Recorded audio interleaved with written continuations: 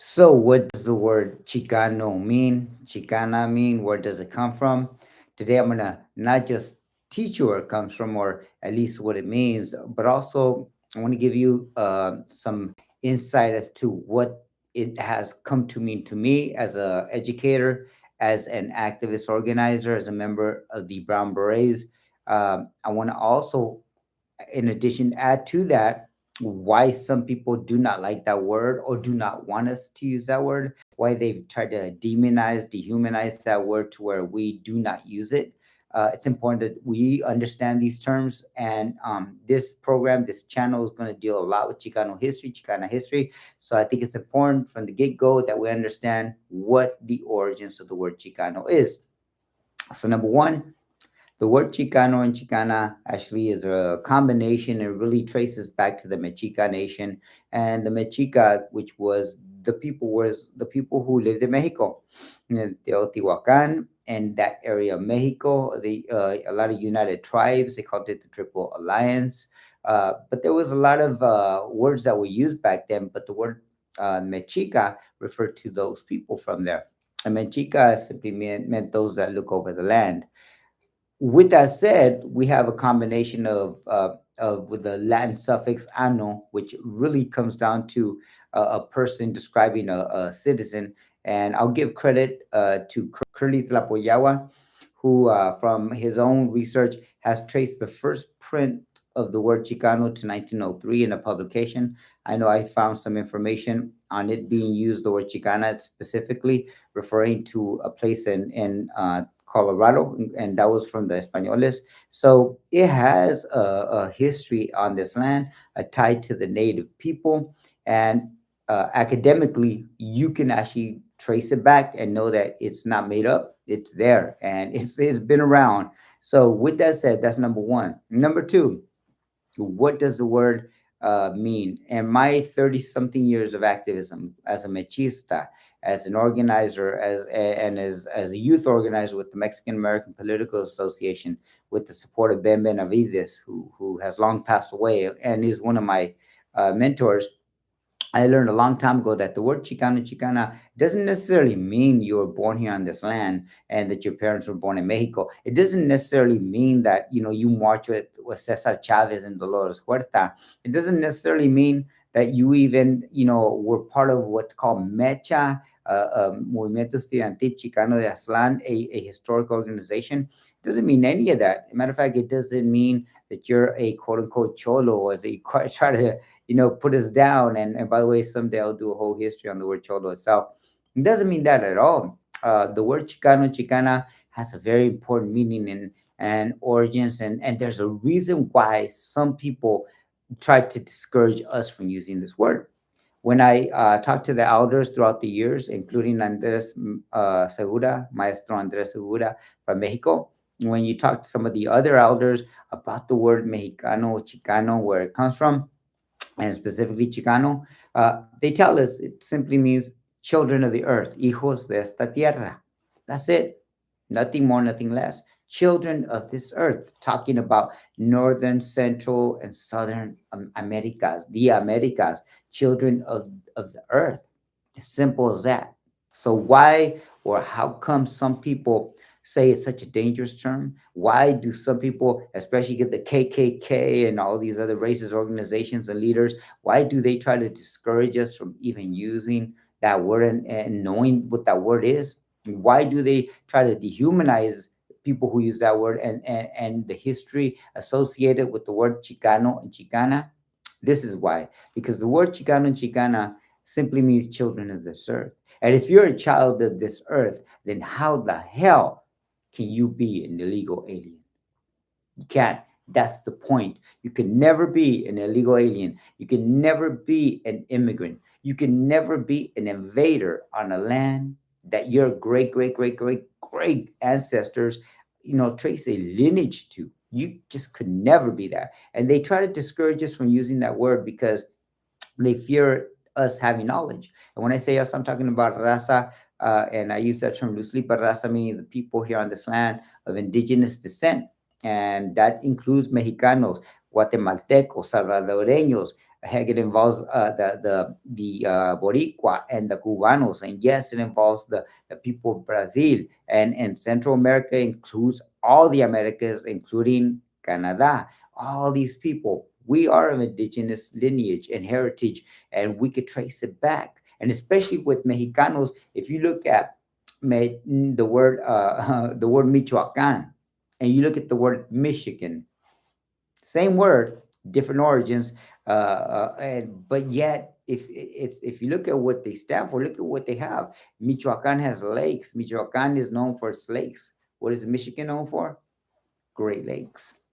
There's a whole history that a lot of people don't ever teach us, including how we used to migrate for thousands of miles up and down, north and south, east and west. It didn't matter. We are indigenous to this land. We're already here. We're living on this land.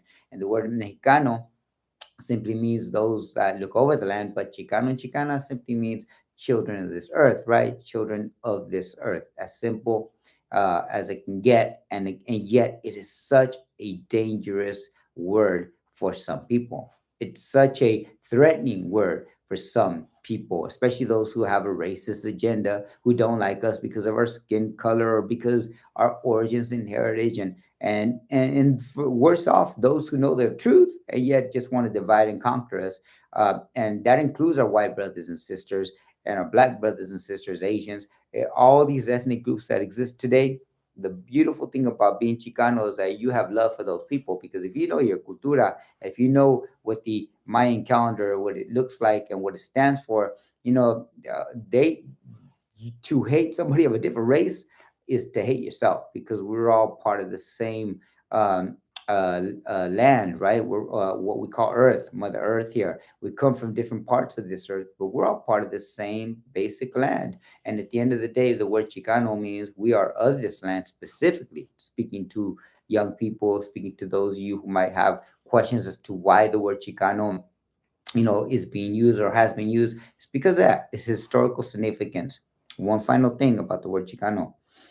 It has to do also with self-determination. During the 1960 civil rights movement, during the Chicano movement of the Partido Nacional de Raza Unida, the movement of the United Farm Workers of Cesar Chavez, there was also a young group of people who rose up, threw that fist in the air and said, we're not bowing down to racism.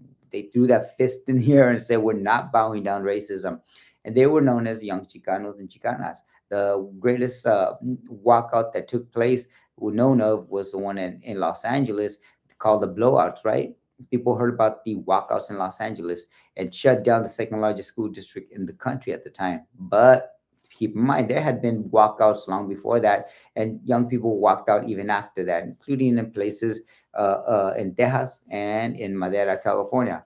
And I say that because this is a history of where the term is used, and to empower people, to unite people, to organize people, and to give them, some sort of positive reinforcement as to who we are. And we're human. We're human just like everybody else. But we use the term Chicano and Chicana, and we use that term to basically have self determination, have a direction, and have pride in what we're doing.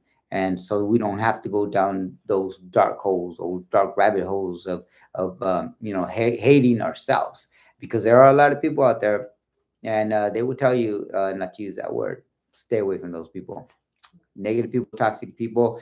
We don't need that right now. We got to stay positive, but at the same time, we got to stay serious and know our history and the word Chicano, Chicana, and where it comes from and what it all means. So with that said, just before I close out, just let everybody know, as you will begin to see, I wear different hats. I am a member of the Brown Berets, been a 17-year member of the Fresno Brown Berets for self-defense. I'm also a member of La Raza Unida, a partido, and I mentioned it earlier, a historical partido in the Chicano movement.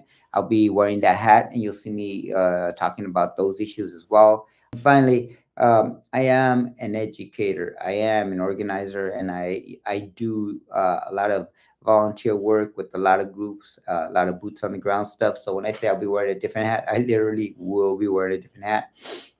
And at the sake of maybe losing a few of you out there, I am a Raiders fan, right? Yes, silver and black. And I throw that out there not so they can bank off of what we're doing because I already do that, right? No, I am a Raiders fan, and I say that with pride because the history of the Raiders. They actually have a tie with the civil rights movement. They have a tie with the Chicano movement, if you think about it. And I say that because also, as long as we have people out there making money off of us, let's take our money back. We'll be talking about, I'm talking about this wearing different hats. Let's learn how to manage our buying power. For what is it, $1 trillion is what the United States would lose if California broke away from it. I think California is the fourth largest country in the world if we were to break away financially. So when I say I wear different hats, I'm going to be talking about a lot of different topics. But definitely, if we stop giving teams like the Raiders, like the Niners, like the Cowboys, like the Patriots or any other team, you stop giving them our money. You stop giving all these companies, Coca-Cola, Pepsi, etc., all these giant corporations, we stop giving them our money, we could shut this place down. That's the power of the purse that we control. But we don't even know that as Chicanos, as Mexicanos, as raza in general. And I say that with much love because as I go on throughout the year talking about these topics, I want to talk about topics that we can definitely relate to, starting with the term Chicano and Chicana, and hopefully getting into maybe some other things, including generational wealth and why we don't have that necessarily as raza, educational, achievements that we should have. We don't have that. And then, by the way, it's not like we've never had that. Believe me, like African Americans or the Black civil rights movement, we learned that there had been a lot of accomplishments.